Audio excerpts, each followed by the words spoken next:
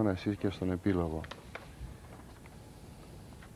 Πάλι ψέματα, ψέματα, ψέματα, αναλύσεις, αναλύσεις, αναλύσεις, που τελικά δεν οδηγούν κάπου. Πιστεύω ότι πρέπει να κάτσουν σε θέσεις άνθρωποι που έχουν μόνο ήθος. Πρέπει να υπάρξει ανιχνευτής ήθους. Χώρος υπάρχει για όλους. Ψέματα είναι ότι δεν υπάρχει. Σύμβαση κάνουμε.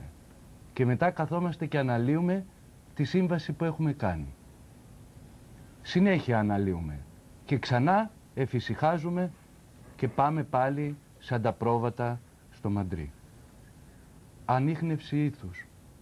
Δεν θα υπάρχουν αυτόχειρες.